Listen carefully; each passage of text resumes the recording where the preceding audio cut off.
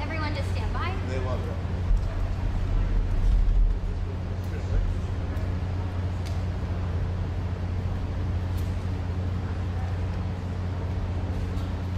Oh, wow, this is the actual holes.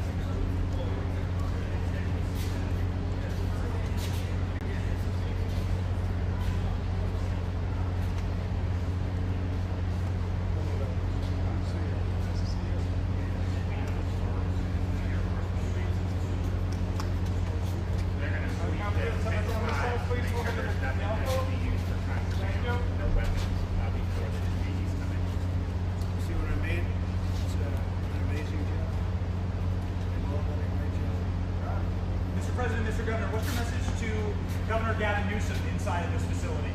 Well, the first thing you should do is come here and learn something, because they don't do this. They don't know. They wouldn't know where to begin, and if they did, it would cost them 100 times more. So I would say he should call the governor and Christie, and I'm sure you'd give him because his state is a disaster, and he doesn't do this. Well, they have the original Alcatraz, so you guys could approve him being able to set one of these up over there. I'm sure the secretary would be happy to do that and provide some. My sense is he's probably not going to bite on that, but I don't know that they'd be able to come in at cost because they tried to do this high-speed rail. They spent like 150 billion, no tracks. We've got a privately funded rail in Florida from Miami to Orlando, cost the taxpayer zero, and it's very successful. So just a much different approach between states. Hey, Mr. President, when's the first person checking in this beautiful Alcatraz? It'll cost 100 times more than that. Now, he ought to come here and study this because he could learn a lot. When's the first person checking into the room, sir?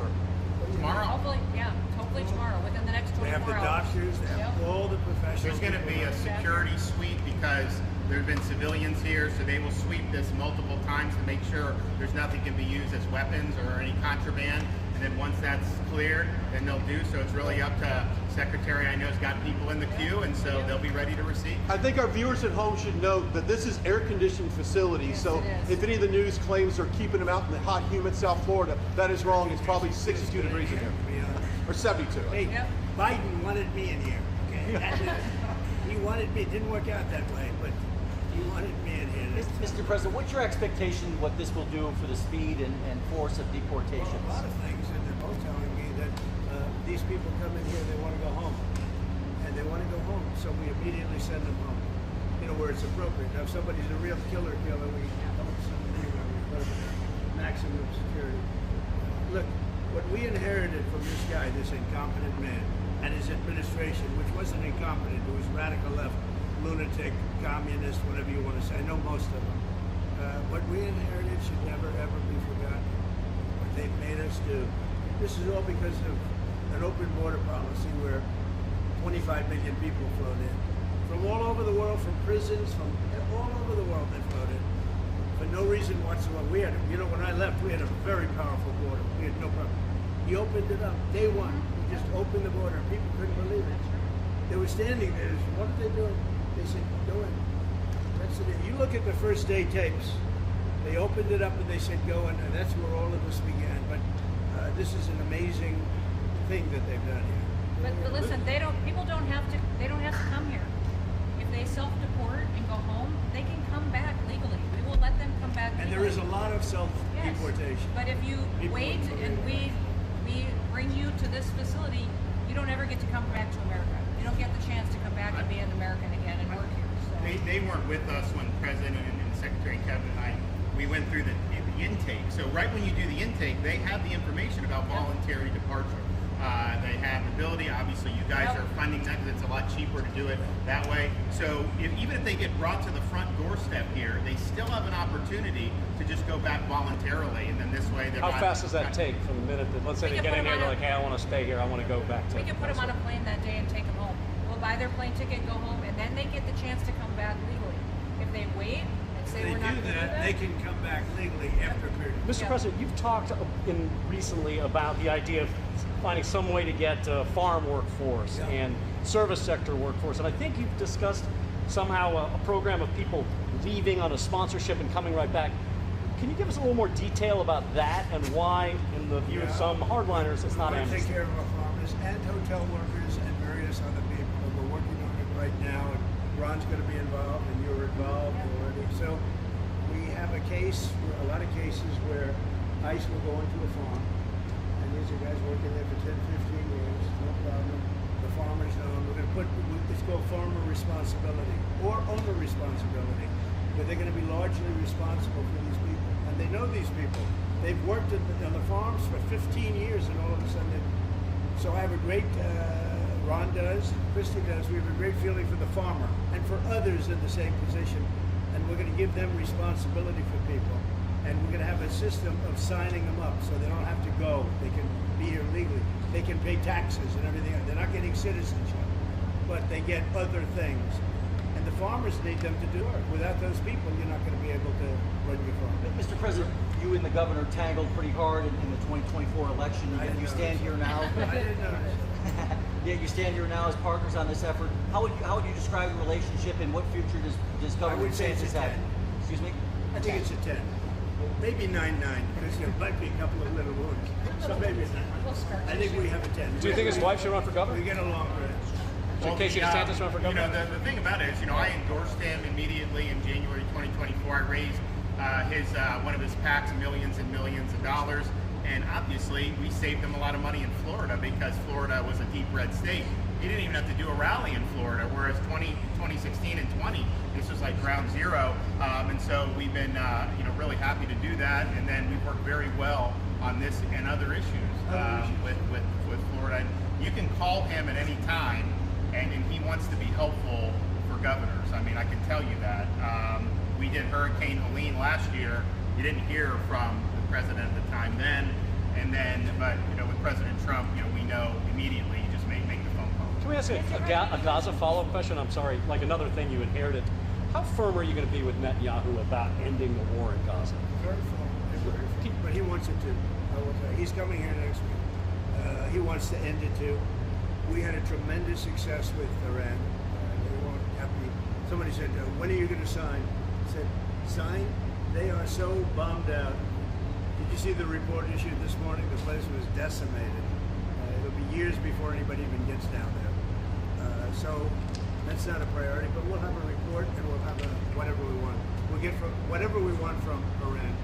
And I think, and I hope they want to have a good country. They have massive sanctions right now, biting sanctions. It's going to be very hard for them to do anything with those sanctions. And I look forward to maybe there'll be a time when we get along with them and they can rebuild their country. But is there a point where you tell Netanyahu, like, you've got to end this now, you got to strike a deal? Well, he wants to. I can tell you he wants to. And I think we'll have it. I think we'll have a deal next week. Thank you. That's what I think. Mr. President, do you intend to announce your pick for successor to Jay Powell earlier than say, or as early as say the summer or this fall? Will I do something about who it's going to be? Yes. I don't know. Hey, she'd be a good candidate. I do. She'd be a good candidate. Anybody would be better than Jay Powell. No, he's causing us a fortune because he keeps the rate way up. I think it's stumped derangement syndrome personally, but you know we have a very strong country. We're the strongest country. Look, our country right now is at a level that we haven't seen for 40, 50 years. What we're doing now is nobody's seen anything like it. I told you, I was in the Middle East.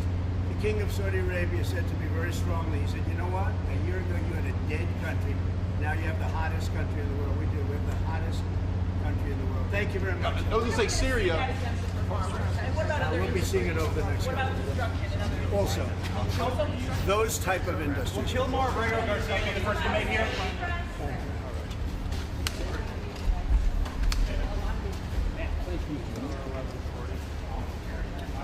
Right this way.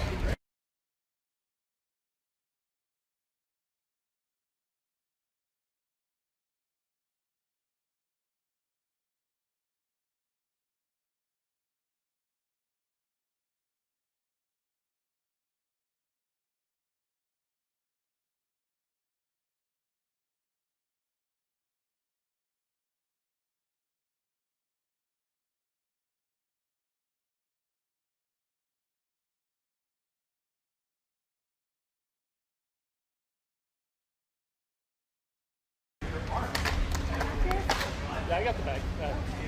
I'm moving. Let's keep moving.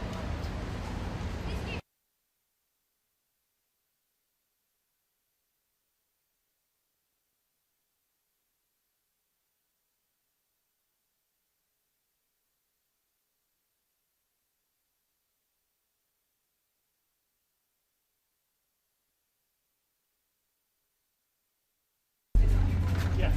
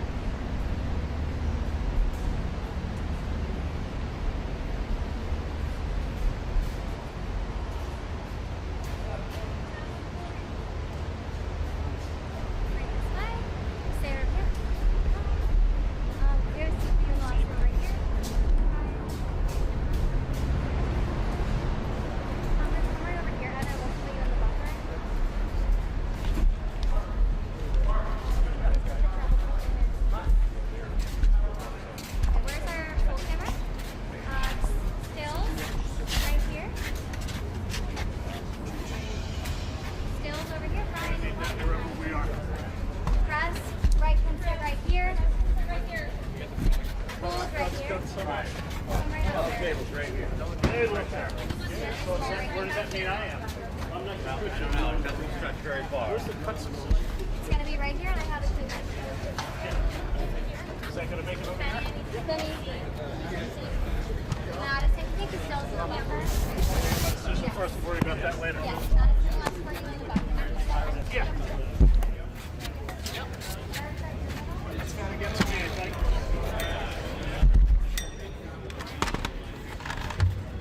Ladies and gentlemen, please welcome the 45th and 47th President of the United States, Donald J.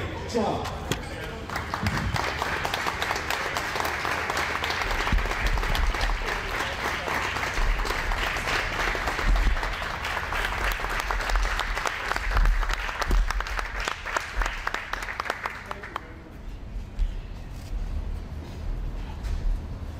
have done a fantastic job. Even the microphone works well. That's good. Oh. Well, I'd like to just thank everybody for the incredible job they've done. I love the state. As you know, Ron and I have had a really great relationship for a long time. We had a little off period for a couple of days, but it didn't last long. It didn't last long. A lot of respect for each other. And it's a great honor to be deep in Florida, the Florida Everglades, to open America's newest migrant detention center. It's incredibly built, and you're seeing that yourself. That's why I said, let the press join us on our walk so they can see what's happening. Appropriate, because I looked outside and that's not a place I want to go hiking anytime soon. But very soon this facility will house some of the most menacing migrants, some of the most vicious people on the planet. We're surrounded by miles of treacherous swampland, and the only way out is really deportation. And a lot of these people are self-deporting back to their country where they came from. Quite a few. We're amazed at actually the number. We took the FEMA money that Joe Biden allocated to pay for the free luxury hotel rooms, where he's paying hundreds of millions of dollars in New York City, and we used it to build this project. And Ron, was just a little fraction of that money. The money they spent on that project, I happen to know the real estate developer. He's a very he never really made that much, but he became very wealthy. With luxury, he didn't do well. With people that are not exactly luxury, he's made a fortune. I want to thank Florida Governor Ron DeSantis and Secretary of Homeland Security Kristi Noem, and Florida Attorney General James Uthmeier. Where is James? Where is he? You do a very good job. I hear good things. I hear good things about you from Ron too. No, you really do. He's even a good-looking guy. That guy's got a future, huh? Good job, James. I hear you did really, really fantastic. Worked hard. You're like in the construction business for a few days, right? Huh? Congratulations for all the hard work and to make this facility possible. It's amazing. Thanks as well to Florida Agricultural Commissioner Wilton Simpson. Where is Wilton? Where are you, Will? Hi, Wilton. Been a long time. Thank you. Congressman Byron Donalds. Where's Byron? Hi, Byron. How are you? Good. Florida Speaker of the House, Daniel Perez. Daniel? Daniel, thank you, Daniel. Why, you didn't want to sit up here with us, Daniel? Executive Director of the Florida Division of Emergency Management, Kevin Guthrie. Hi, Kevin. Good job. Acting Director of ICE, Todd Lyons. Todd, great job. And Senator Joe Gruters. He is a great guy. Where is Joe? We love Joe. Thank you, very you. much. Welcome home. Thank you. Thank you, Joe. Joe is great. With the help of those incredible Border Patrol agents, we now have the lowest level of daily border crossings ever recorded. As you know, last month, the month of May, just got released 2 days ago, the number of illegal aliens into the United States was zero. Zero. Even I find that hard to believe. That somebody must have gotten in, I think. I don't know, but they say zero. And the people that count them are radical left Democrats. So when a radical left Democrat tells me it's zero, I believe him. But there's still much work to do. In the 4 years before I took office, Joe Biden allowed 21 million people, that's a minimum, I think it was much higher than that, illegal aliens to invade our country. He invaded our country just like a military would invade. It's tougher because they don't wear uniforms. You don't know who they are. More than the populations of New York City, Los Angeles, Chicago, Houston, Phoenix, and Philadelphia combined. That's what came into our country from prisons, from mental institutions, from street gangs, drug dealers. It's disgusting. This enormous country-destroying invasion has swamped communities nationwide with massive crime, crippling costs, and burdens far beyond what any nation could withstand. No nation could withstand what we did, and we're in the process of doing it, but we have some great people doing it now, and you see them up here with me. But it's, I'd call it like an unforced era. It's sort of like men and women sports. It's sort of like transgender for everybody. How could they have done this to our country? And we're never going to forget it. Last year, 15% of all the hotel rooms in New York City were used to house illegal aliens at costs that they never got for luxury. They never got this much for luxury people coming in from the wealthiest places on earth. They made more money with the illegal immigrants, with many rooms costing more than $300 a night, 6 times the rent of a typical American family. In Denver, Colorado, the city was forced to cut $10 million from its police and fire department budget as part of a $90 million plan to house illegal aliens. And it's a population that's growing and growing and destroying Denver and growing. And again, it's destroying Denver. And it's destroying many other cities, too.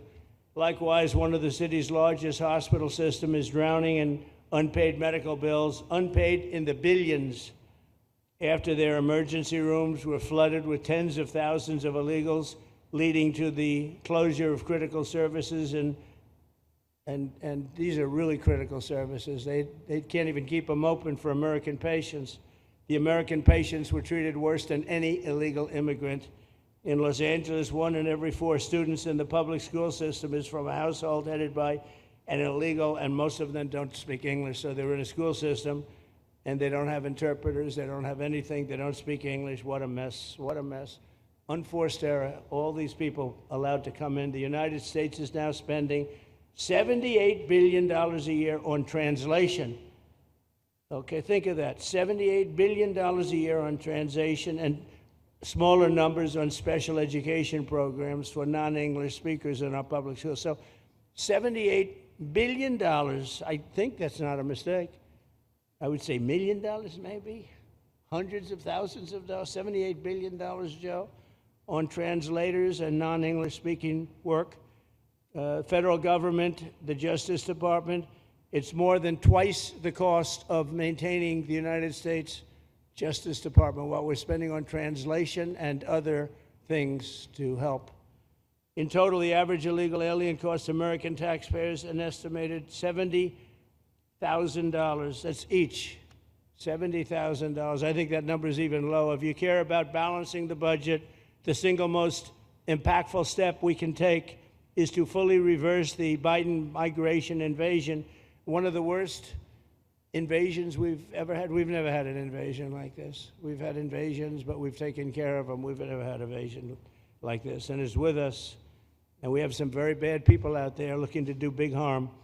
That's why the One Big Beautiful Bill includes funding for 3,000 new Border Patrol officers and 10,000 new ICE agents. And I've gotten to know the Border Patrol and ICE very well. Unlike Kamala, she was the border czar, but she never saw the border.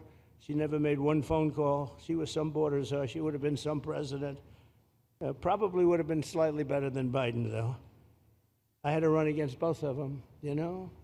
The one guy, it's like a fighter. You knock out the one guy who's doing badly, then they put somebody else in, but fortunately she was a stiff also. Otherwise, I would have been very angry. I would have been extremely angry. The heroes of ICE will also help round up and remove members of the savage drug cartels which are coming back into our country. And we got them out. Now some of them came back in. We just got them out again, and that's going to be a vicious cycle. But these are foreign gangs. They're horrendous people, killers, that have infiltrated our territory, including 8 which we have designated as foreign terrorist organizations, which gives us a lot more power for speed and getting them out much easier. And we had a great court victory, as you know, on Friday that allows us to do what we have to do from the Supreme Court of the United States. In 5 months, my administration has already arrested over 2,700 members of the murderous Venezuelan gang known as Tren de Aragua, including a pack of these sadistic animals arrested last month with over 280 guns, and these are guns of the latest caliber. These are guns that were made over the last period of less than a year, getting brand new guns, the latest and the greatest.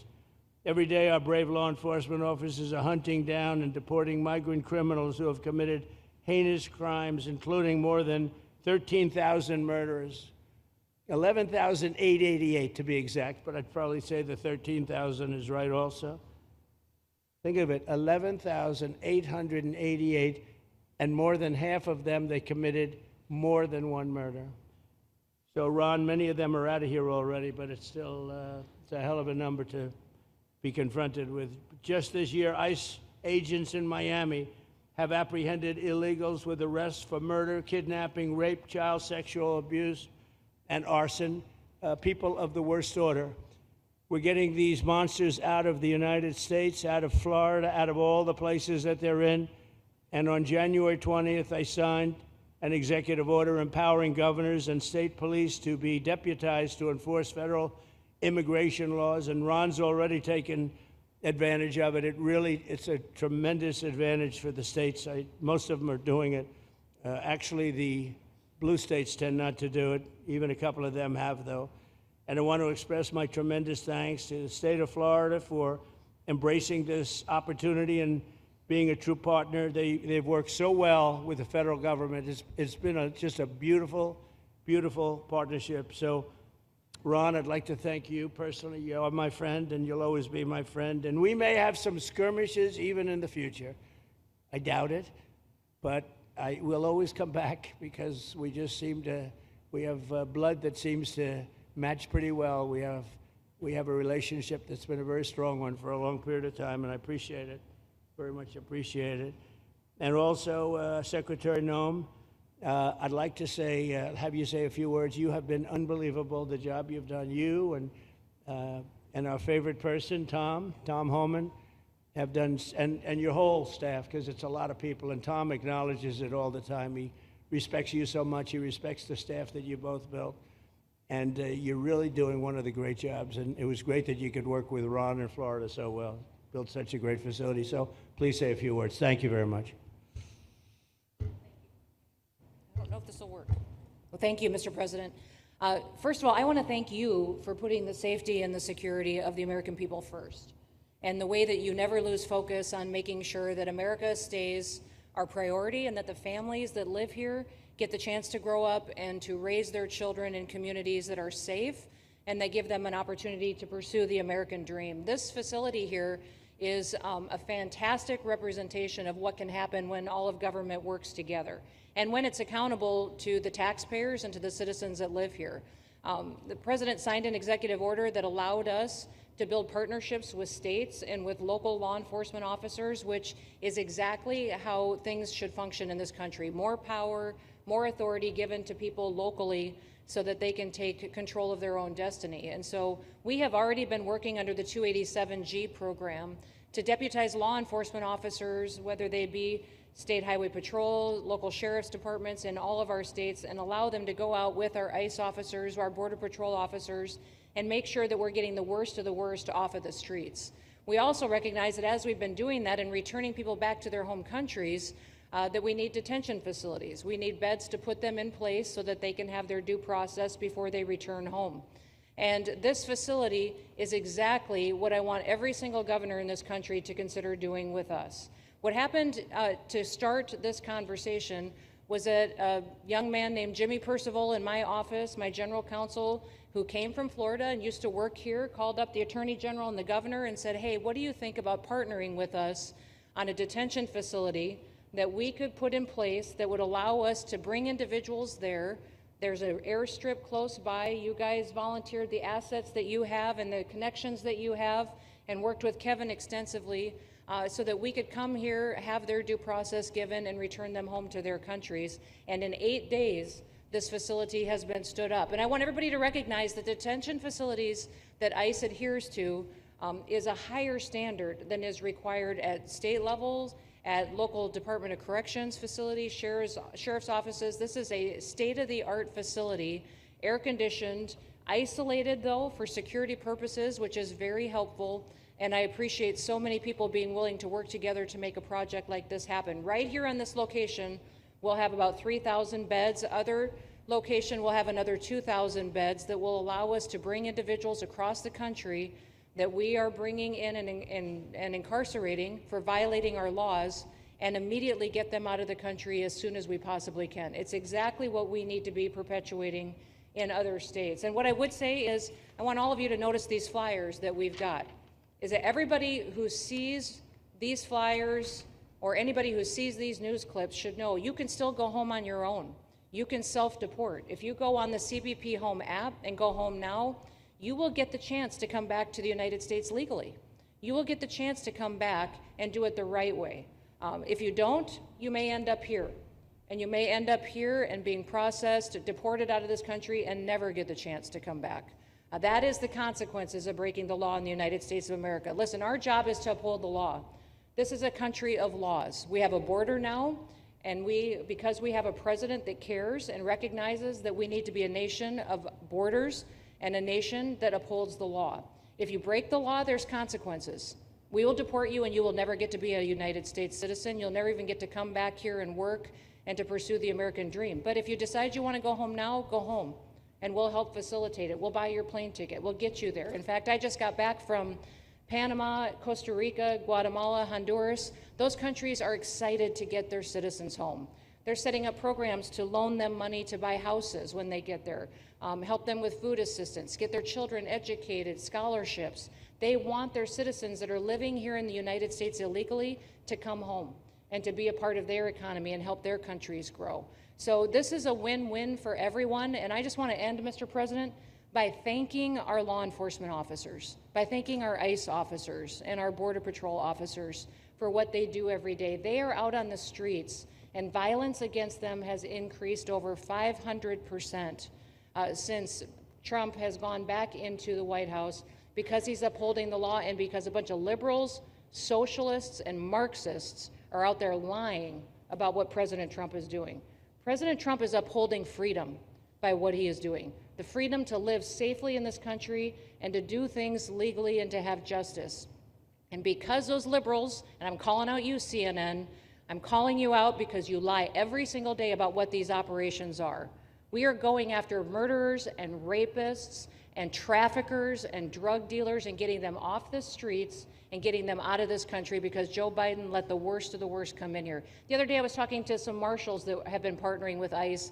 They said that they had detained a cannibal and put him on a plane to take him home, and while they had him in his seat, he started to eat himself, and they had to get him off and get him medical attention. These are the kind of deranged individuals that are on our streets in America that we're trying to target and get out of our country because they are so deranged they don't belong here.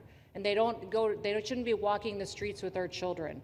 And they shouldn't be living in the communities with our families who just want to grow up, go to job, raise their children to grow up and get a job and to live the American dream. So thank you to all of our law enforcement officers, those in our military that have been helping, our National Guard. Thank you to Governor DeSantis for stepping up and being an example to other governors. I hope my phone rings off the hook from governors calling and saying, how can we do what Florida just did? How can we do exactly what they did? Because we need this big, beautiful bill. We absolutely have to have this big, beautiful bill that has the funding so that we can continue this operation and we can get those bad criminals off of our streets and have the officers to do it so that when they go out on an operation, somebody's got their back. Somebody's got their back, they can do it safely, and they can go home to their families at night too. So this bill needs to pass through Congress so we have the resources at the Department of Homeland Security to make sure that our homeland truly is secure. And Mr. President, thank you for Stephen Miller. I just want to thank you for him. This guy calls me night and day and tells me all of his wise advice and wisdom, but he's a rock star because he loves this country and he's passionate about making sure that nobody is prioritized over an American citizen. We love everybody. We do. We love everybody. Not everybody. But, well, a lot of people. But we shouldn't be putting people illegally above citizens. We should be making sure that we do things right, and that's what America has always stood for, and we're an example to the rest of the world because we do it right. So, Mr. President, you surround yourself with great people, and I think that's because everybody wants to work for the greatest president that the United States has ever had, and that's President Donald J. Trump. Thank so thank you you, very sir. much, Chrissy. That's Thank so you for nice. your Thank you. Thank you very much. And I have to say that, you know, when Christie's name was put before me by Tom Homan, by the way, because I wanted him for the border, and somehow I thought that was going to be good in that sort. But he didn't want the upper job, and I said, who do you recommend? Christie Noem. I said, oh, are you kidding? She's great, but she's such a fine, elegant person. He said, sir, she's tough as hell. I said, are you sure? You are tough as hell, I tell you, and you do it in a very nice way, but you are, if you ever saw her ride a horse, she rides a horse like she should be in the rodeo. She's like an unbelievable horse person, and you've done a fantastic job, and Steve Miller would even agree to that, and he likes nobody, by the way. I don't think he likes anybody. And another one we like is Ron, and Ron, would you say a few words, please? Sure. Well, thank you, Mr. President. Welcome back to Florida, and I think this is the first time you've been back since the events of a couple weeks. So just let me say, as somebody that was serving on active duty in Iraq back in the day, we witnessed the number of our troops that were killed or wounded by the Iranians. We know that they're a militant Islamic regime that was hell-bent on getting nuclear weapons, and under Joe Biden, they were about to get nuclear weapons. And because of your strong actions, those dreams and those ambitions have been reduced to rubble. And I thank you. I know a lot of veterans thank you, and people in Florida really thank you for stepping up and really making a strong, tough, but strong decision. I think we're much safer as a result of that. Now, on the immigration, I think President Trump's election represented the chance for us to finally solve this illegal immigration and border problem once and for all. I knew he was going to do the border, although he did it very quickly and very thoroughly. I think that no one can say that that's been anything but a spectacular success. But then we have the issue of Biden let in how many millions of people? And you had millions that had been in over decades previous to that. You can't have a country if you don't have respect for the rule of law. You can't have a country if foreigners get to decide who comes in. No, we, the American people, make that decision, who's allowed or not allowed to come into our country. We've seen Europe be overrun by open borders, so we're not going to let that happen here. So when President got elected, I knew that the states had an important role to play in facilitating this really, really historic mission. We're the only state in America, Florida, that requires full cooperation with ICE from all state and local law enforcement entities. And what is the net result of that? We have these agreements for these 287G task force with sheriff's departments, police departments, state agencies, and it's really instrumental in rounding up a lot of really bad people who shouldn't be here.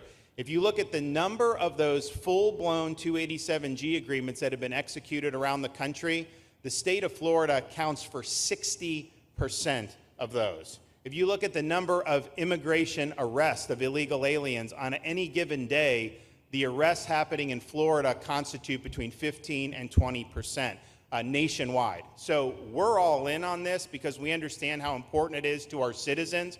It crowds schools, it crowds medical, it crowds housing. Yes, you have illegal alien crime as well, and people want the problem solved. And the only way we're going to solve it is if states like Florida step up and help the president, help Secretary Noem get the job done. Now, this facility here was really in response to us working with DHS and ICE from the time the president got sworn in, and the number one thing they kept coming back to was, you know, Biden decimated the agency. I mean, let's just be clear. You could have illegals in Florida. Biden would just release them. Even when they had notices or they had orders to be removed, Biden wouldn't send them back. So their interior enforcement collapsed under Biden. So they're building it back up. But they're like, we need detention space in order to be able to bring about more deportations. And so what we have here can hold 3,000 now. We have 2,000 facility up at Camp Blanding that we're going to be open, which is our National Guard site. But think about what you have here. They come here, say they already are been ordered to be deported. You drive them 2,000 feet to the runway, and then they're gone. It's a one-stop shop. And this airport that's been here for a long time is the perfectly secure location. It's going to make a big difference. And let me just thank everyone who was involved. We got the call from DHS a little bit more than a week ago, and here we are 8 days later with this facility open, and as soon as Air Force One departs, it'll be swept, and it'll be open for business to be able to do. But our goal here is to process them and be able to effectuate their return to their home country. This is the opposite of what they were doing in New York by just putting them up in a hotel and then just letting them stay there indefinitely. No, we want to be able to send back. And when you walk into the processing, the president and I, Secretary Noem, Kevin Guthrie, walk through that initial intake, the first thing you see is information on how to go home on your own.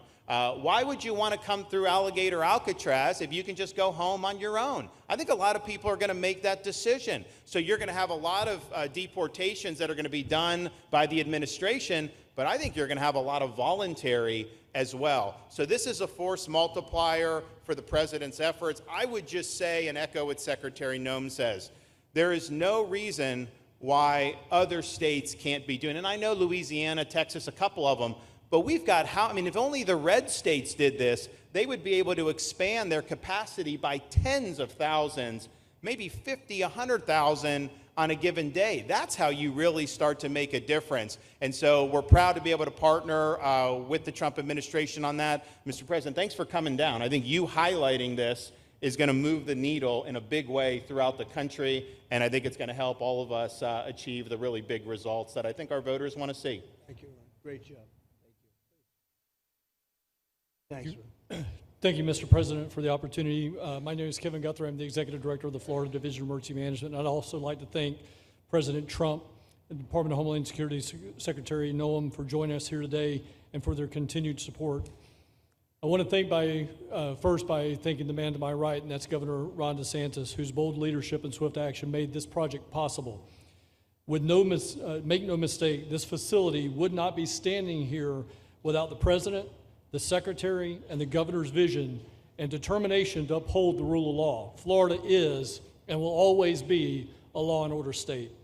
Even before the President took office, the Governor made it clear that illegal immigration would not be tolerated in the state of Florida. When the President and the Secretary asked Florida to help, the Governor empowered our state and private partners to work collaboratively and deliver real results on a rapid timeline. The Florida Division of Emergency Management is best known for leading the nation in hurricane response and other natural disasters. We understand how to act fast without bureaucracy in the face of any emergency. Our teams built roads in 8 hours, bridges in 3 days, base camps in 72 hours, and full causeways in 2 weeks. Getting things done quickly, efficiently, and correctly is at the core of our mission. We simply just want to be the best at what we do in the nation. When the Governor called me, and we answered, and we were proud to bring our logistical expertise to the table. We know how to set up base camps for guardsmen, first responders, linemen, volunteers, and other aid sources, and distribute that in a matter of days before a storm. We're able to translate this knowledge to what we did here at Alligator, Alcatraz. Florida has put the best teams together who check their individual logos and egos at the door to get this done. Not just for you, Governor, but Mr. President, for you as well. There are over 13 different vendors that came together to get this solved in 8 days. Truly a whole of private sector partnership to get that done. Behind you on these boards, in only 8 days, we have built a fully compliant detention facility with a detainee capacity of up to 3,000 people, with room for additional capacity if you asked us to do so. The detention facility includes over 158,000 square feet of housing and is a fully aluminum frame structure rated for winds of 110 miles an hour or a high-end Category 2 for those people that don't think that we're taking that into consideration. This is Florida, by the way. Power supply is fully redundant with backup generators in place. We've put a staff village here on site with a capacity of 1,000. Our services are hot meal 3 times a day, 24/7 medical facility, pharmacy, air conditioning, access to indoor and outdoor rec yards, legal and clergy support services, laundry. Our security element is over 200 throughout the facility, more than 28,000 feet of barbed wire, 400 plus security personnel to include 200 men and women, soldiers and airmen underneath Major General John Haas's command as the Adjutant General of Florida. And it's all surrounded, as you pointed out, Mr. President, by 10 miles of beautiful Florida Everglades. Contingencies, as with all state correctional facilities, we have a hurricane plan. We will not wait for a Cat 2. We will follow our normal evacuation procedures as we do for any other facility statewide in our great state of Florida. We have on-site fire and EMS resources so that we do not we don't burden the locals with any type of response. All in all, sir, this has been a perfect state logistics exercise for this hurricane season. Everything we did here in the last 8 days God forbid, if we have a hurricane, we're going to do it again. This was a dress rehearsal for us, and we are ready, willing, and able to support you, sir, the governor, secretary, and everything that you need us to do. Just a week ago, it was a taxiway and a runway, and now it's a fully functioning facility. We are happy to support you, Mr. President, Governor, Secretary. Fantastic, Joe. Thank you.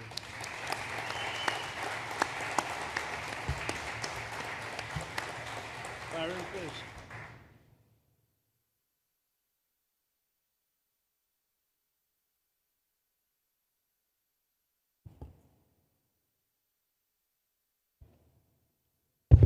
There we go. First of all, Mr. President, we all have to thank you for your leadership and for the mandate that the American people gave you to finally secure our borders and to deport criminal illegal aliens and longstanding illegal aliens out of the United States. That is a mandate given to you by the American people. I know Secretary Noem, Stephen Miller, Governor DeSantis, myself, on behalf of the other members of Congress in the Senate, and of course here in Florida, we are behind you 100% in that mission. To the governor, I really appreciate you and commend you for your leadership on this, taking swift, decisive action to building this facility. One of the things that has occurred because of the work you did earlier this year with the legislature is that our sheriffs are out there every single day. They are arresting these criminal aliens in our streets, and they're seeing some backlog in their jails. So this facility primarily goes to address some of that backlog and then to help us fulfill the mission that the president has led us to. So Governor, thank you for your leadership and thank you for your decisive action on this. It really does mean a lot to all the people of Florida, of course the people of the 19th Congressional District. Secretary Noem, I mean, what can I say? The president's right, you're double tough. So we appreciate all your leadership. You and Tom Homan have been doing a great job. And I'm actually going back to DC after this because we have to vote on one big, beautiful bill in the House. We have to get that to the president's desk so we can get you the resources that you need to fulfill the mission that the American people have asked us to do.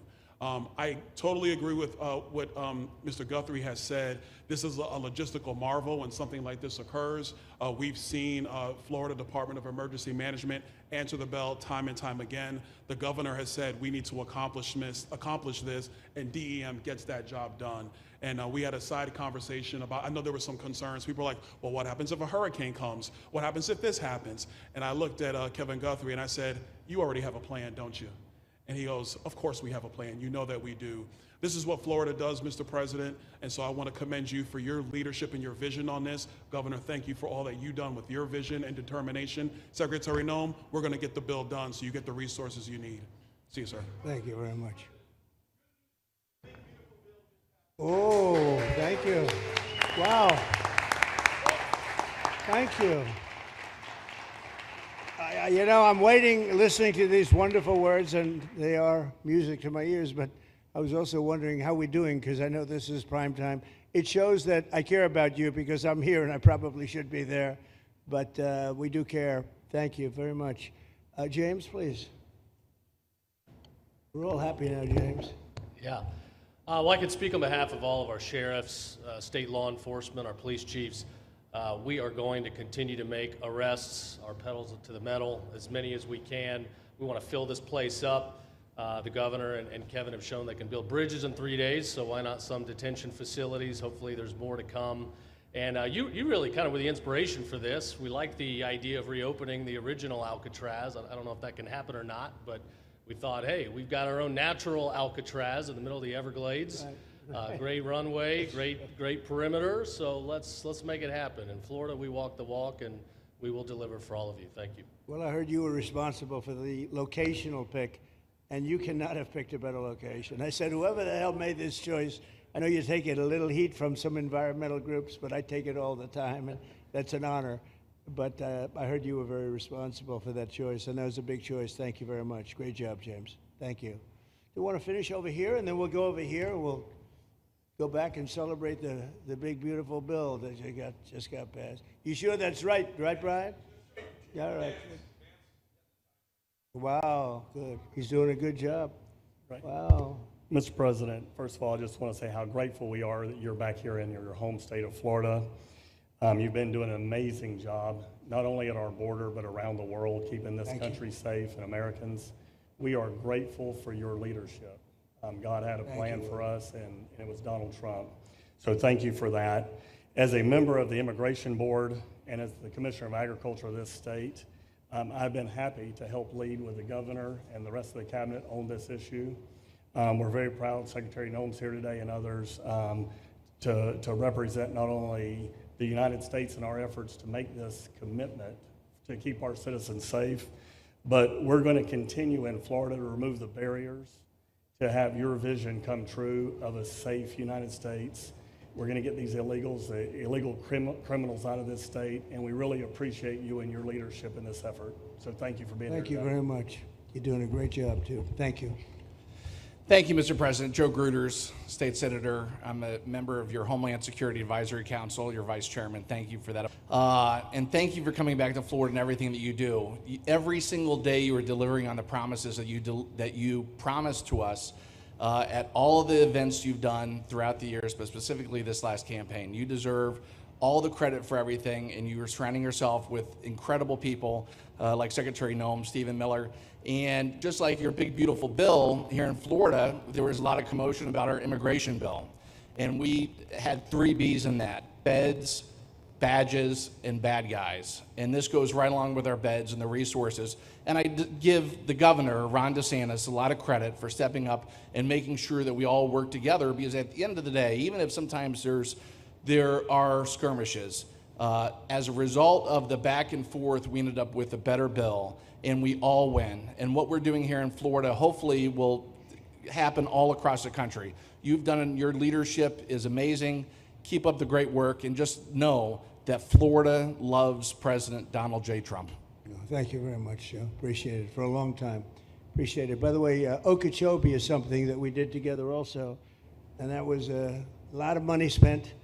I hope it was well spent. I know we did a Rolls-Royce job, but it's a lot of money that we spent out there together. And how is it going? You can delegate that to us, because we move faster than the Army Corps. Good. So we will finish that reservoir. Good. If you delegate it to us, I'll get it done and much quicker. Oh, I would do that. Yeah. I'll tell you, let me ask myself permission. Permission granted. Go ahead, get the thing, get it complete. You want to do that? All right, we're gonna go talk to the Army do it. Corps then after this. Good. You can move faster, actually. Please. I think sir, just first on behalf of the men and women of ICE, we just want to thank you for allowing us to do our job again. You know, your vision and under Secretary Noem's leadership, this is what the American people want. And I hope that you see great results of what we're doing out there every day, getting the worst of the worst out of our communities. Because of you and Secretary Noem, I have the privilege to lead one of the most premier and the finest law enforcement agencies that we do have in the United States. And the men and women of HSI and ERO Miami do incredible work like you highlighted. And with the governor and the state of Florida, the partnership in Florida has been amazing. The 287G program is only going to help us to identify all those known gotaways and get the worst of the worst out of the neighborhoods. And through our Homeland Security Task Force, we are going to make America safe again. So thank you very much to both you and the Secretary. Thank you, Todd. Great job. Really great job you're doing. Thank you. Please. Good morning, Mr. President. Hi. Thank you so much for coming. Again, as Garrett Ripp, I'm the Field Office Director for ICERO here for the Miami Field Office. Incredible collaborative work we've been doing together, working with the state, working with our local partners. And again, just the 287G is going to open up that aperture and allow us to get those bad hombres off the street and get them into this facility. And we're looking forward to it. And again, just appreciate all your support. Thank you. Always thank you. You've always been so great. Thank you very much. Please. Good afternoon, Mr. President. On behalf of Air Marine Operations, my name is Andres Blanco. I'm the Executive Director for Southeast Region. AMO continues to execute and support your executive orders. Air Marine Operations brings a unique capability both in the air and the maritime domains.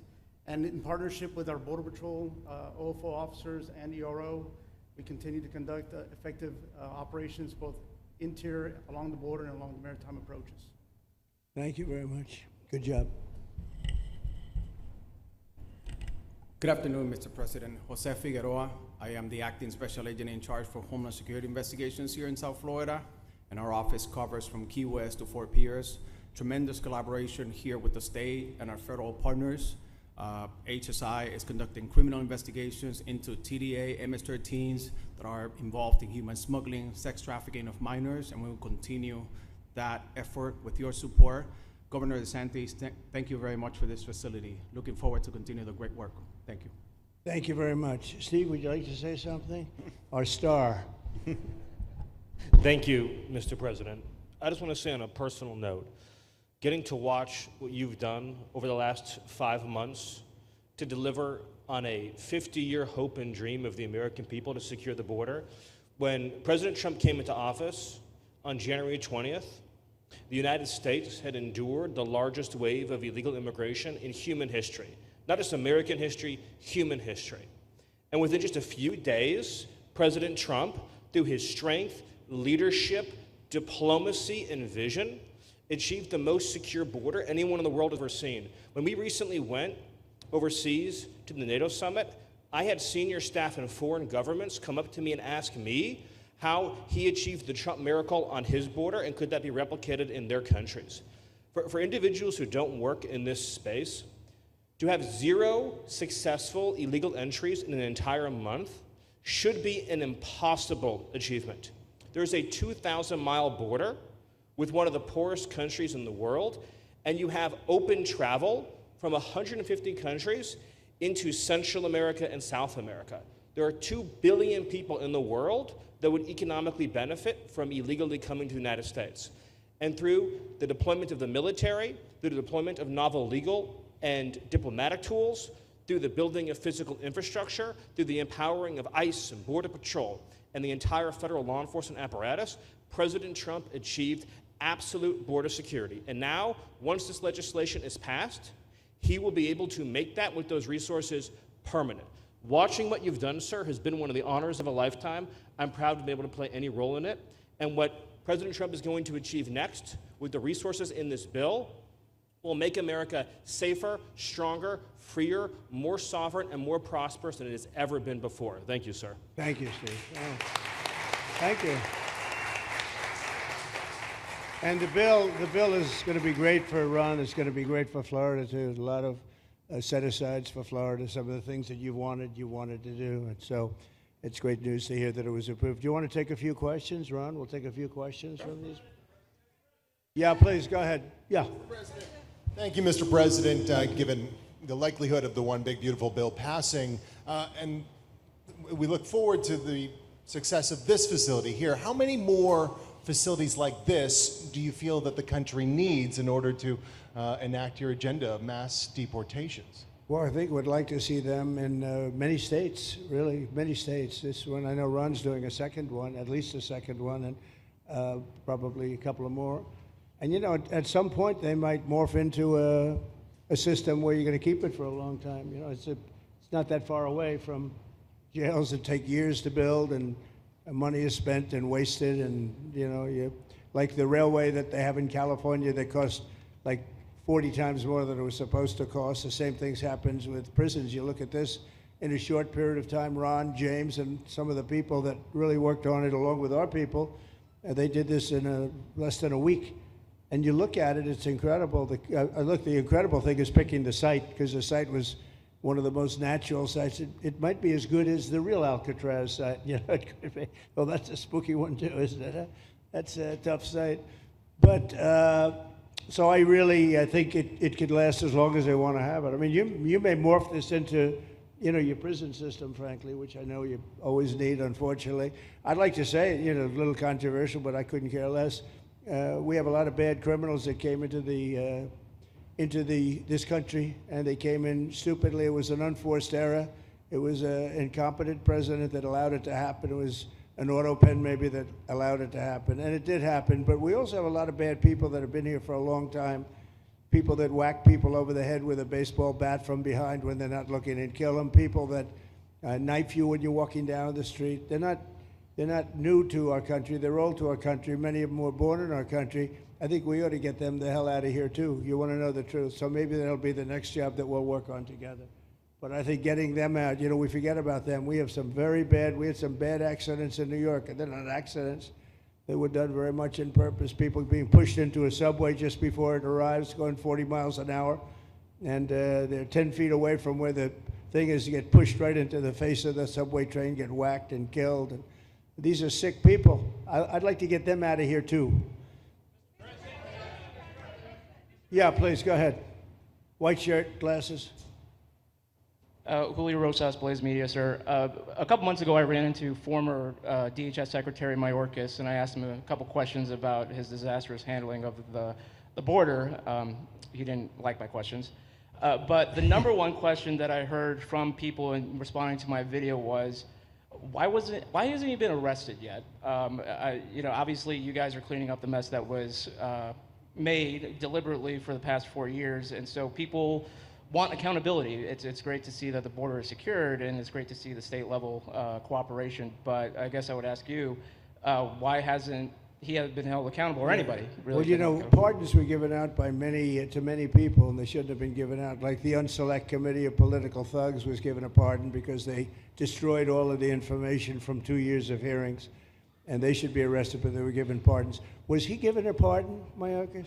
Was he not? I don't believe so. Well, sir. I'd take a look at that one, because what he did is it's beyond incompetence. Something had to be done. Now, with that being said, he took orders from other people, and he was really doing the orders. And you could say he was very loyal to them, because it must have been very hard for him to stand up and sit up and talk about what he allowed to happen to this country and be serious about it. So he was given orders.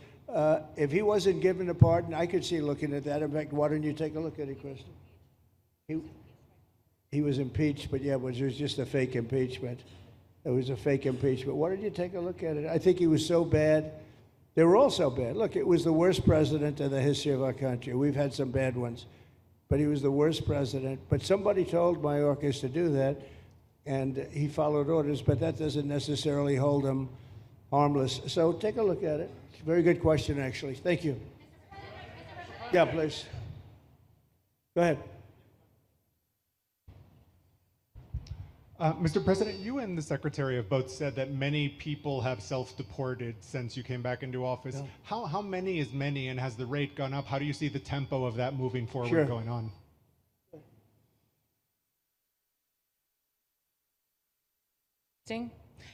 We have had several 100,000, but also we have many that have self-deported, not even using the CBP Home app.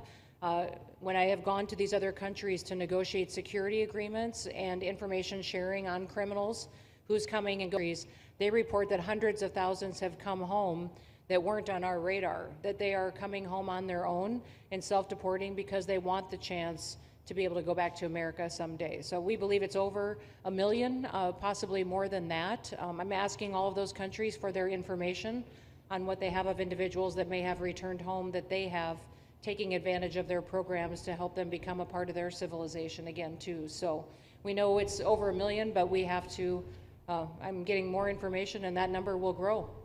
If they don't leave, they never get the chance to come back. If we have to take them out, and we will, they'll go out, but they never get a chance to come back. The other way, we actually make it a little bit easier for them to come back. Okay, thank you, good question. Thank you. The bill is now passed in the Senate, but we are already hearing from some Republicans in the House who say they cannot get on board with the changes that were made to the bill in the Senate. What is your message to those holdouts? Well, I just heard that about the Senate, and the bill just passed, and it tells you there's something for everyone. I mean, it's a great bill. There is something for everyone, and I think it's going to go very nicely in the House. Actually, I think it will be easier in the House than it was in the Senate. And just to be clear, on the Medicaid cuts, you've promised not to cut Medicaid, said this is all just targeting waste, fraud, and abuse. Are you saying that the estimated 11.8 million people who could lose their health coverage, that is all waste, fraud, and abuse? No, I'm not saying that. I'm saying it's going to be a very much smaller number than that, and that number will be waste, fraud, and abuse. And if you look, they took a much more liberal stance on the Medicaid situation than they could have. They had a tough stance and a weak stance. They took not a very strong stance on that to start off, and it's waste, fraud, and abuse, and everybody wants that covered. What number is that? What analysis are you seeing? I'm not seeing a number, but I know it's much less than the number you gave, and we really were very, very cognizant of three things. Social Security, we're going to take care of it beautifully. Medicare and Medicaid, and we are going to save it, whereas the Democrats are going to, you won't have it. they will destroy Medicare and Medicaid, and they have to because their numbers don't work. So it's not going to happen. They're the ones that have destroyed Medicare. They have made it so bad already, they're going to make it a lot worse. But now we'll be in charge, so we're going to have no problem with Medicaid or Medicare or Social Security. Thank you. Yeah. Claire Gall with Wink News in Fort Myers. What is your direction to ICE when it comes to arresting farm workers here illegally, other workers in industries that are pretty critical to Florida's economy? Yeah. Well, we're very much cognizant of that, and as you know, I won the farmers by 92%, and I'm not going to be abandoning my farmers. We were strong on the borders, but we're also strong for the farmers and for others in the hotel industry, et cetera. You know, we have similar situations, and Christy and I, and we'll be working with Ron and a lot of the states. We're going to work something where the farmers can be responsible for some of the people they have people, Ron, for 10, 15 years that they know very well. We're going to put them responsible. And we're going to issue a form of a card or document, and the farmer is going to be responsible for these people. They're not going to have citizenship, but they'll be working, they'll be paying taxes. We need to get our farmers the people they need, otherwise our farmers aren't going to be able to do their land. You know, it was tried once before, many, many years ago, where there was a very strong guy, and he got everybody out, and every farm, almost in the country, but every farm in California, every farm in Iowa, almost all the farms went bankrupt. They had nobody to work, and we don't want to have that situation. So we're going to work it. We're going to put our farmers and others in charge of the people that they have under them. They know the people, and I think it's going to work out really well. We're going to take care of our farmer, but we're going to get the criminals out. Okay? Yeah, go ahead, please. Thank you. Mr. President, how do you respond to critics who fear that a 3,000-bed detention center and the waste that that could produce will pollute the surrounding federal protected land, including land that both administrations have invested billions of dollars in restoring? Well, I was one of those that invested billions of dollars and hundreds of millions of dollars right here in the Meadowlands, but in the Everglades, and the Meadowlands too in New York. If you look at what we did up there, speaking of the Meadowlands, a lot of places like this, but this is a very unique one. One thing I'll say about this land, we'll be gone a million years and this land is still going to be here. It's not going to be much different. You'll have the water moccasins, you'll have the alligators. You may not have people, but you're going to have all those animals. They're going to be around, and you got plenty of them out here. I think it was a brilliant choice, and I think almost anybody in his or her right mind would say this was a brilliant choice. I give the governor a lot of credit for using this piece of land. And in addition to that, it's on top of something that was already developed. It's an airport. You know, you have the runways, you have so it's already been developed. So it's not like you're dropping dirt right into the thing. There was zero movement of that. That was done many years ago because the airport's very old, but it was an abandoned railroad, an abandoned airport. And frankly, it's like perfect. And you can do expansion on this site substantially without doing anything. So the people, I heard them complaining about the Everglades. There's no, I don't think you've done anything to the Everglades. I think you're just enhancing it. This was already here. How long has the airport been here? Decades. Many decades, yeah. And they have, Kevin, all these guys, you know, have a waste plan, like the wastewater gets trucked out, potable water gets, literally, they have, even our DOT has put things up in case there's any seepage, which we don't. So you are literally doing this on concrete that's already here. So I don't think those are valid and even good faith criticisms, because it's not going to impact the Everglades at all. President's been a champion, we've been a champion, really changed the game in Florida on it. I think it's just people don't want to see illegal immigrants deported, and that's their ideology, and they have a right to that. But illegal immigration's unpopular, so they know that they're going to have less effect trying to do it. So they're going to try, oh, well, no, it's just about the Everglades. But really, I think a lot of those people, they just don't want to see illegals deported. Because if you actually hear, everyone's here, you obviously know there's zero land that's being disturbed. Well, you know, when we talk about popularity, though, I will say I ran on the issue of illegals, and we have to get them out. And I won 82% on that issue. So I think that they may not like certain aspects of it, but ultimately they do not want them in their country. And if this is a part of a use, but I think from an environmental standpoint, it's incredible. In fact, when we landed that very big, heavy plane today, They came out and checked it fairly. I think they want the president to be able to land on a piece of concrete that's not going to go 6 feet underground. And they checked it. They came back and they said, this thing is really solid. So it's been there a long time. It's going to be here a long time. And it was a great choice of a site. Thank you. Yes, please. Brian, go ahead. Yes, sir. The people of Syria were recently seen on the streets waving American flags, chanting Trump, Trump, Trump. They're so appreciative of the economic sanctions that was lifted on that country, giving them a little bit of hope for prosperity. You want to comment on that? Well, they're great people, and the man that is leading them has a reputation. He's the head of some pretty tough organizations, and a lot of people criticized me for that. I said, well, what are we going to do, take him out of a day school, a country day school? It's going to be, by nature, I would think, Ron, they'll be pretty tough, and he is pretty tough, but I met him, spent a lot of time with him, good guy. I took off the sanctions because if I didn't do that, they wouldn't have had a chance. And Syria has a chance. The people are great. They work hard. They're very smart. It used to be a place of professionals, accountants and lawyers and doctors and high academic credentials in that part of the world. And I think it's going to work out great. I took off the sanctions and they were very appreciative. They were shocked, but they were very appreciative. We're giving them a chance at survival. With the sanctions, it couldn't have worked. Thank you. Mr. President, your beloved New York City may well be led by a communist soon, Zoran Mandami, who in his nomination speech said he will defy ICE and will not allow ICE to arrest criminal aliens in New York City. Your message to communist Zoran Mandami. Well, then we'll have to arrest him. Look, we don't need a communist in this country, but if we have one, I'm going to be watching over him very carefully on behalf of the nation. We send him money. We send him all the things that he needs to run a government. And by the way, they get about 3 times what you get, Ron. If you look at the per capita, Florida gets 1/3 of what New York gets in terms of the numbers. Why don't you give us those numbers? Yeah, well, because that's what we should send him. Yeah, well, like sometimes people say Florida gets more because they count Social Security recipients, but that's not money to the state. Those are seniors that live here. If they moved to North Carolina, you could count it there. So it has no interaction with the state government. They get more in the city and state governments than we get. Right, substantially. We're going to be watching that very carefully, and a lot of people are saying he's here illegally. We're going to look at everything, and ideally. He's going to turn out to be much less than a communist. But right now, he's a communist. That's not a socialist.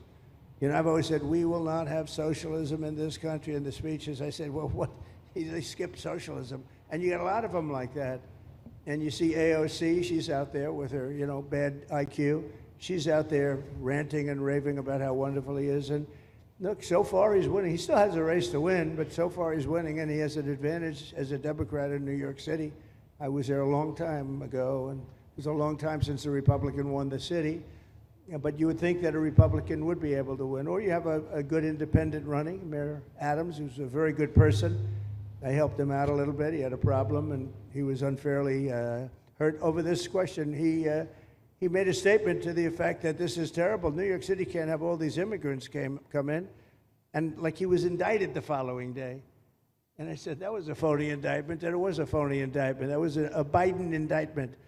I said, don't feel bad. I got indicted 5 times every time you opened your mouth. That was a bad group. That was a very dangerous group, I will tell you. These were not nice people.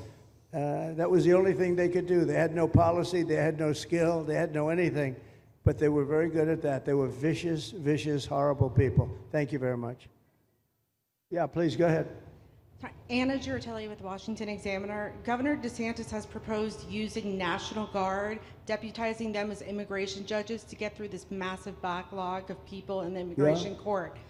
Would you be open to that? Yes, he has my approval. Okay. That wasn't too hard to get, was it, Ron? He didn't even have to ask me, James. You didn't even need James to ask me. He has my approval, okay? Good. I also like what he's doing in Okeechobee. He has my approval for that, too. I don't know how we work that out, but we'll work it out. We'll follow up. Go ahead. Please. President Trump, Jake Stofan with Action News Jax from up in Jacksonville. There's some talk about a facility similar to this up in Camp Blanding. Has that been approved by DHS? If not, what's the timeline? When could we see ground break on that? Well, I'll ask Ron or James to talk about it. Do you want to mention it, James? The overarching plan, I think the secretary has said she supports the whole plan, so you guys are going to keep going. Yeah. So, Mr. President, just specifically, the response for proposals is out for that today. It closes, I can't even remember what day of the week it is, but it closes on Wednesday at 5 o'clock. Then we will do notice to proceed. So I would say right after our wonderful Independence Day, we will be starting construction there at that facility. You're going to have another big runway there, too. That's great. Wow. Boy, I love these runways. It's very convenient, I must say. Having a runway is a nice thing. Today, you don't get runways approved. I will tell you, it's tough to get a runway. Although in the age of Trump, you get them approved fast. You know, we're approving massive electrical bins, what they call them bins, but big electrical facilities for all of the factories and the AI that's coming in. They're going to build their own electric. They're going to be really, they're going to be made into electrical providers. They're going to have a lot left over. They'll put it into the grid. I think, well, you know, they're going to end up doing so much. They'll put it into the grid. Won't even cost anything from their standpoint. But so we have a lot of that happening. We get approvals fast. So, but I was just saying, runways are hard to get, but we'll get them now. But in the past, I would say over the past 30, 40 years, when you can get a runway, that was considered gold. Okay, please, go ahead. Go ahead. Sure.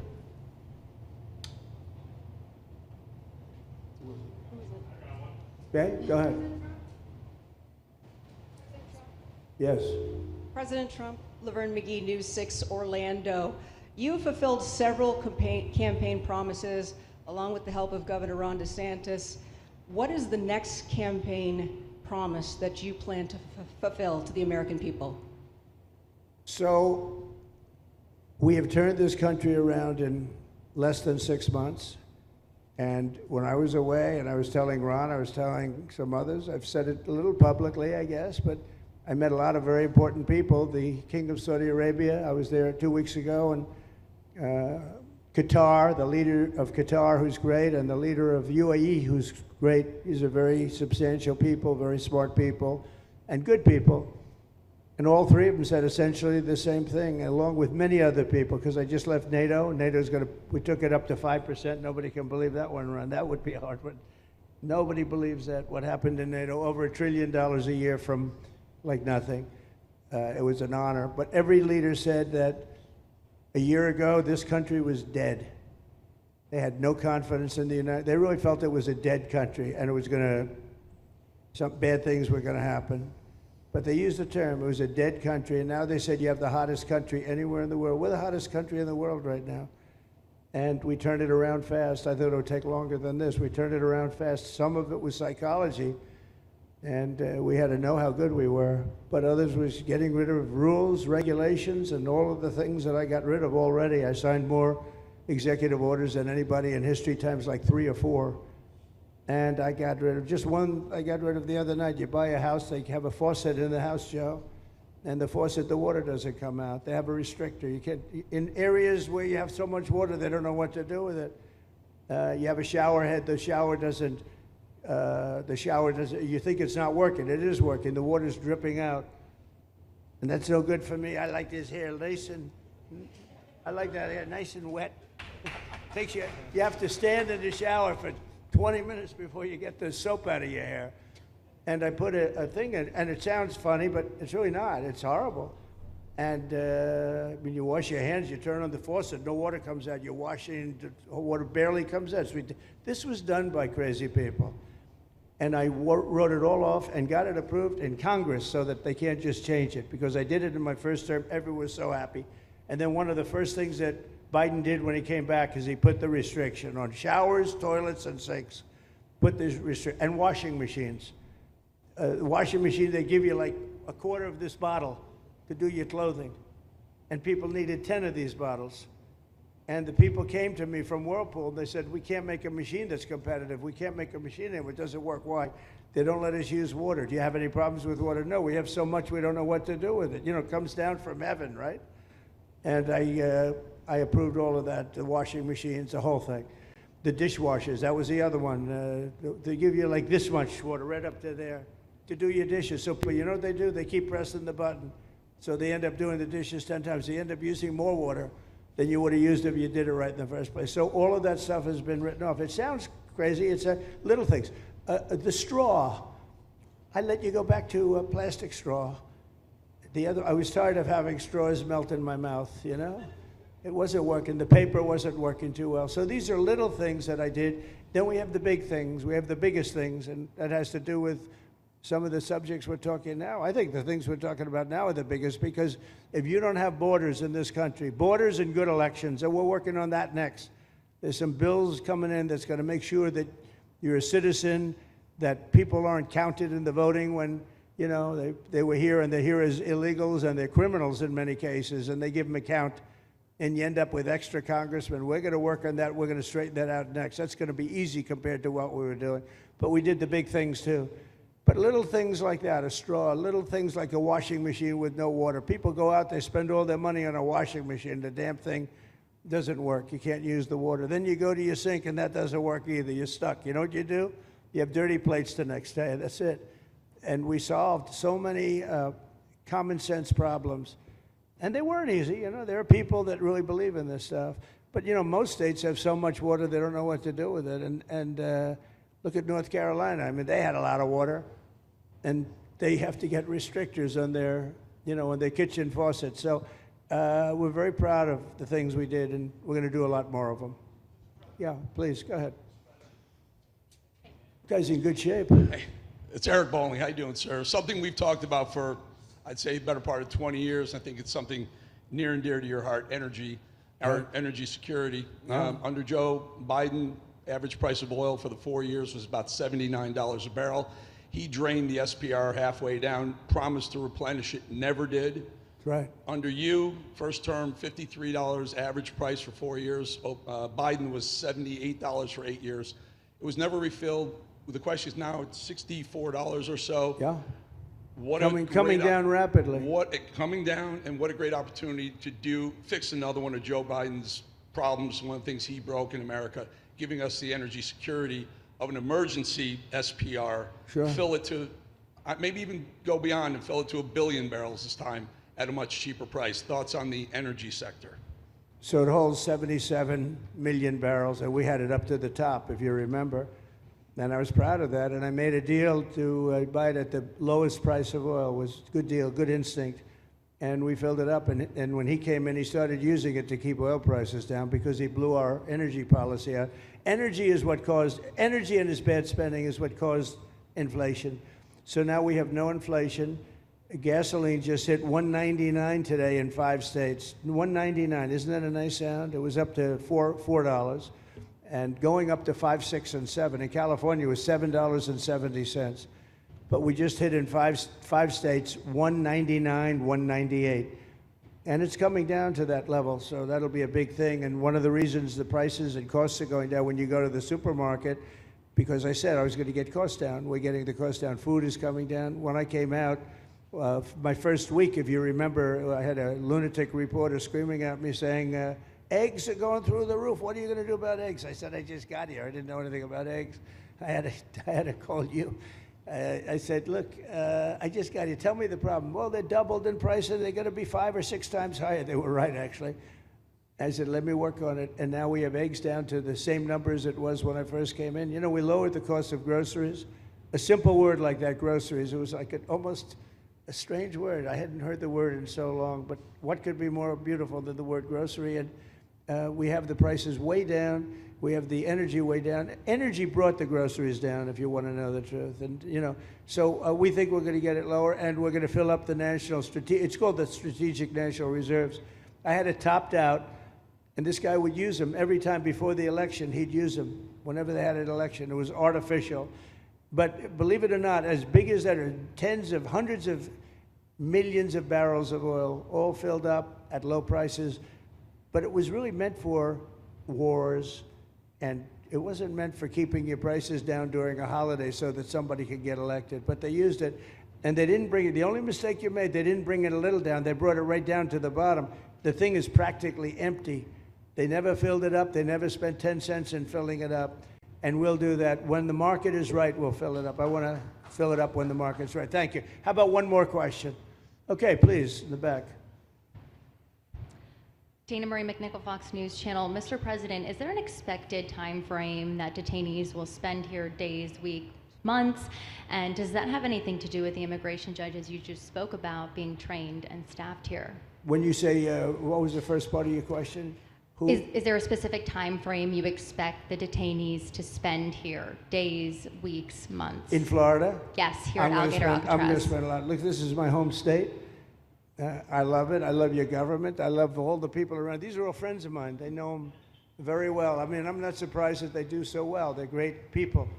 Ron has been a friend of mine for a long time. I feel very comfortable in the state. I'll spend a lot of time here. I want to, for 4 years, I've got to be in Washington, and I'm okay with it because I love the White House. I even fix up the little Oval Office. I make it, it's like a diamond. It's beautiful. It's so beautiful. It wasn't maintained properly, I will tell you that. But even when it wasn't, it was still the Oval Office, so it meant a lot.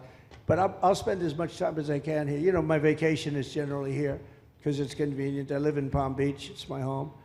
And I have a very nice little place, nice little cottage to stay at, right?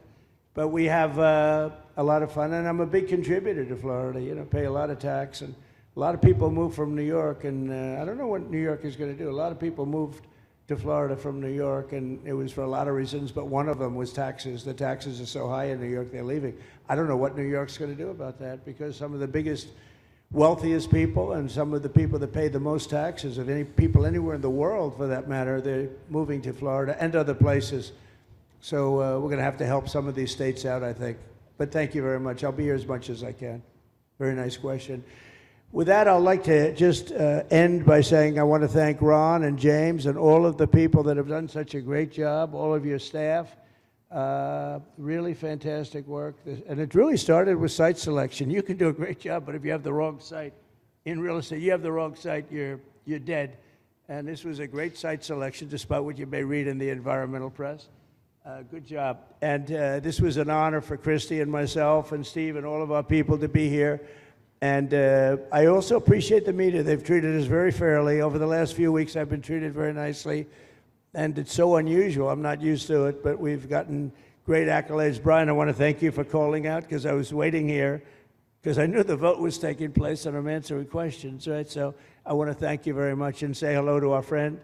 And I will see a lot of you. Thank you very much. We're going to make America great again. Thank you very much. Thank you. Thank you.